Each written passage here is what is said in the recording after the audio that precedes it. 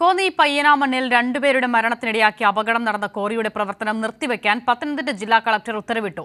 മരിച്ചവരുടെ കുടുംബങ്ങൾക്ക് നഷ്ടപരിഹാരം കോറി ഉടമ നൽകണമെന്നും പത്തനംതിട്ട ജില്ലാ കളക്ടർ എസ് കൃഷ്ണ പറഞ്ഞു.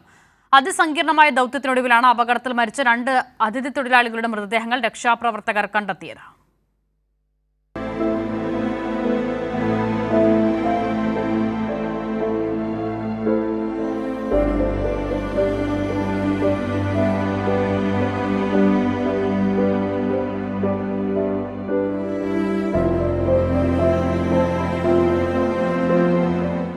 രാത്രി 8:30 വരെ നീണ്ടുനിന്ന രക്ഷാപ്രവർത്തനം.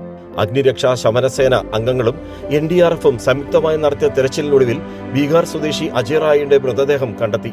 അതിദുർഘടമായ സാഹചര്യത്തിൽ ജീവൻ പണയം വെച്ച് നടത്തിയ രക്ഷാപ്രവർത്തനത്തിന് കേരളം സാക്ഷ്യം വഹിച്ചു.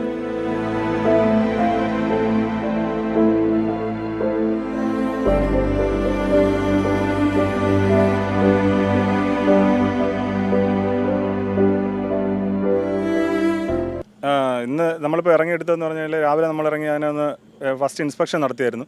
അപ്പോഴേക്ക് അതിൽ എന്തൊക്കെയാണ് എങ്ങനെയാണെന്നുള്ളത് നമുക്ക് മനസ്സിലായി. അപ്പോഴേക്ക് നമുക്ക് കൈകൊണ്ട് മാറ്റി അവിടെ നിന്ന് ഓപ്പറേഷൻ പറ്റൂല എന്ന് കണ്ടപ്പോഴാണ് നമ്മൾ ഈ എക്സ്കവേറ്ററിൻ്റെ ആവശ്യം ഉന്നയിച്ചത്. അത് കൃത്യമായിട്ട് നമ്മുടെ ഓഫീസർമാർ അറിയിക്കേണ്ടടുത്ത് അറിയിച്ചു. RFO സാറും DFO സാറും അതിലേക്ക് വേണ്ടിയിട്ട് നല്ല രീതിയിൽ തന്നെ ആക്റ്റീവായിട്ട് നിന്നു. അതിനെ ഇവിടെ എത്തിച്ച് ആ മണ്ണ് ആ കല്ലും എല്ലാം മാറ്റിയതിൻ്റെ ബേസിലാണ് നമുക്ക് ഫ്രീ ആയിട്ട് ഇറങ്ങിയ ആളുടെ അടുത്തേക്ക് എത്താൻ വേണ്ടി പറ്റിയത്. പ്രതീക്ഷകളോടെ കാത്തിരുന്ന അജയുടെ സഹോദരന് മരണവാർത്തയെ അംഗീകരിക്കുക എന്നത് ഏറെ പ്രയാസമായിരുന്നു. ബോഡി को लेके बिहार को जाना क्या करेंगे, हमारा ब्रदर छोटा ब्रदर है हमारा. हाँ आप नहीं कुछ बोलेंगे, अब कुछ नहीं बोलेंगे बस. രക്ഷാപ്രവർത്തനം വൈകിയെന്ന ആരോപണത്തെ പത്തനംതിട്ട ജില്ലാ കളക്ടർ തള്ളി. കാലതാമസം ഒന്നും പറയാൻ പറ്റില്ല. ബിക്കോസ് ഞാൻ രാവിലെ പറഞ്ഞ കാര്യം തന്നെയാണ്. ഞങ്ങൾക്ക് ആലപ്പുഴയിൽ നിന്നാണ് നമ്മൾ ഈ വന്നിരിക്കുന്ന ഏറ്റവും വലിയ ഹിറ്റാച്ചി. അത് വേറെ എങ്ങും ഇല്ല. പിന്നെ ഉള്ളത് എറണാകുളത്തും തിരുവനന്തപുരത്തുമാണ്. ഏറ്റവും നിയറസ്റ്റ് ആലപ്പുഴയായിരുന്നു. ആലപ്പുഴ കളക്ടറുമായിട്ട് കോർഡിനേറ്റ് ചെയ്ത് അതിനുശേഷം NHുമായിട്ട് കോർഡിനേറ്റ് ചെയ്തിട്ടാണ് ആ ട്രെയിലറും ആ ഹിറ്റാച്ചിയും നമ്മൾ എത്തിച്ചത്. ആലപ്പുഴയിൽ നിന്നെത്തിച്ച എസ്കലേറ്ററും ഓപ്പറേറ്റർ കണ്ണനും റെസ്ക്യൂ ഓപ്പറേഷന്റെ ഭാഗമായി. കണ്ണപ്പിളാണെങ്കിൽ നമ്മളൊക്കെ വണ്ടിയെല്ലാം വലിയ വണ്ടി സാറേ, നമുക്ക് വലിയ മാക്സിമം എടുക്കാൻ പറ്റുമോ വണ്ടി.